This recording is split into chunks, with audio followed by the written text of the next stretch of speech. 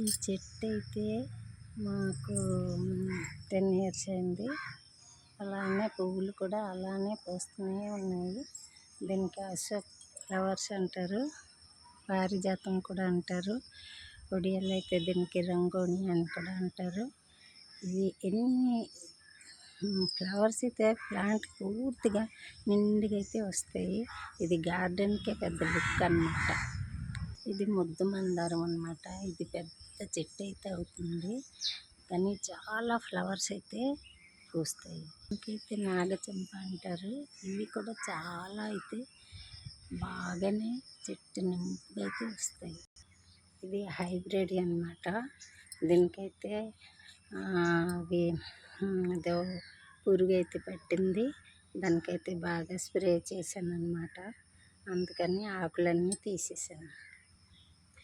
ఈ ప్లాంట్ అయితే 3 ఇయర్స్ అయింది, కానీ ఫ్లవర్స్ అయితే అవ్వట్లేదు. ఎందుకు అని ఆలోచించిన తర్వాత నేను ఒక దాంట్లో చూశాను, ఆవు పిండి వేస్తే మళ్ళీ ఫ్లవర్స్ అయితే వస్తాయని.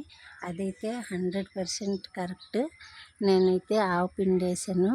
ఎన్ని మొగ్గులో ఎన్ని పువ్వులో చక్కగా అయితే పోస్తుంది. ఇది కొమ్మతో చెట్టు అయితే వేసాను.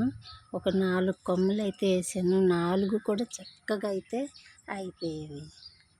ఇదిగో ఇక్కడ కూడా ఒక కొమ్మ అయితే వేసాను, చక్కగా అయితే అయిపోయింది. ఇది గత సంవత్సరం అయితే వేసాను అన్నమాట. ఇది చాలా చక్కగా చెట్టు కూడా అయిపోయి పువ్వులు కూడాను పూస్తున్నాయి అన్నమాట. ఈ పింక్ కలర్ ఒక్క ప్లాంట్ ఉంటే చాలు, ఎంత బాగా అయితే ఎక్కువ మొగ్గలతో ఎక్కువ పువ్వులు అయితే ఇవి పూస్తాయి. ఇవి అలానే పూస్తూనే ఉంటాయి అన్నమాట.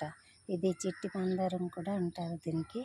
ఇదైతే ఆరెంజ్ కలర్ కదా, బ్రౌన్ కలర్ కదా, అలాంటి కలర్స్ అన్నమాట. ఇది ఆన్లైన్లో అయితే నేను తెప్పించాను.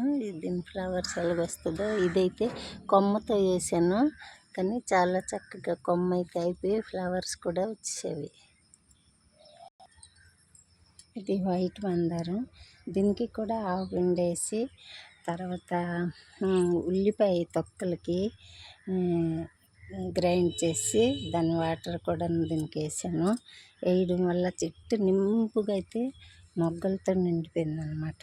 ఎన్ని ఫ్లవర్స్ అయితే వస్తాయి కదా, చెప్పలేము. అంత అందంగా చెట్టు కూడా నీట్గా అందంగా ఉంటుంది.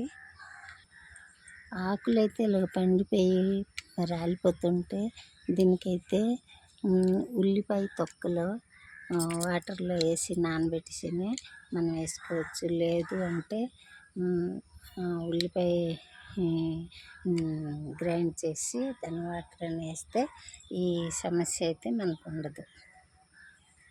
మొగ్గలు కూడా చక్కగా అయ్యి మళ్ళీ పువ్వులు అయితే వస్తాయి.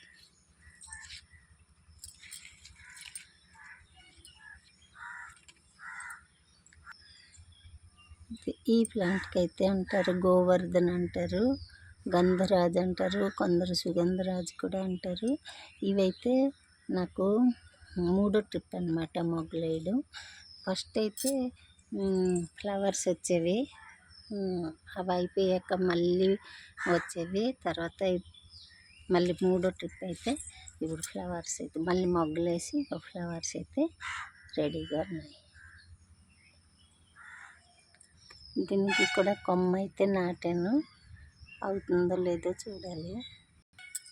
ఇది కొమ్మతో నాటాను, చాలా బాగా అయితే అయ్యింది. ఇంకా మొగ్గలు అయితే వేయలేదు. ఈ చెట్టుకి చూస్తే నాకైతే నిజంగా చాలా ఆనందంగా ఉంది. ఎన్ని ఫ్లవర్స్ వస్తున్నాయో చూడండి, నిండుగా అందంగా అయితే ఉన్నాయి. ఇది మీకు ఇదివరకే పెట్టాను. అయితే మందార పువ్వులకి చాలా పెద్ద ప్లాంట్ అయిపోయింది. ఎందుకంటే నేనైతే కటింగ్ అయితే చేశాక అయితే అంత పొడవుగా అయితే అయిపోయింది. అయినా చాలా ఫ్లవర్స్ అయితే వస్తాయి అన్నమాట.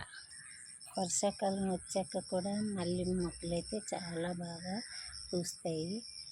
ఇది కూడా నాకు వేసవికాలంలో చాలా ఫ్లవర్స్ అయితే వచ్చాయి. ఇక ఇప్పుడు కూడా మళ్ళీ రెడీగా అయితే ఉన్నాయి. ఈరోజైతే నేను చాలా ఫ్లవర్స్ తెంపాను.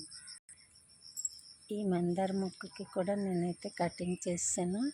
ఇప్పుడు మళ్ళీ ఇగో పెద్దదే అయిపోతుంది. ఇవి ఎందుకంటే దేశీ మందార కదా, అందుకే ఇవి చాలా పెద్దవి అయితేనే అవుతాయి. మన హైబ్రిడ్ లాగా చిన్నవి అయితే అవ్వన్నమాట.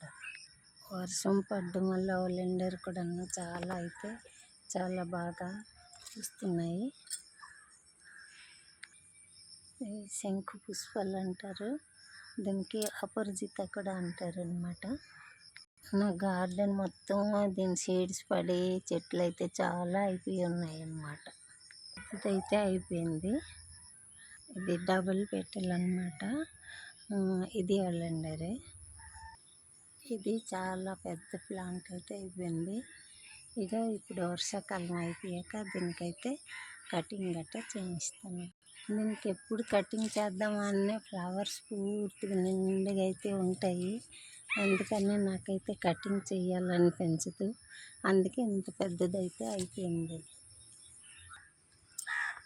ఈరోజు వీడియో ఇంకా మళ్ళీ వెజిటేబుల్, ఫ్రూట్స్, ఫ్లవర్స్ అన్నితో మళ్ళీ కలుద్దాం. బాయ్.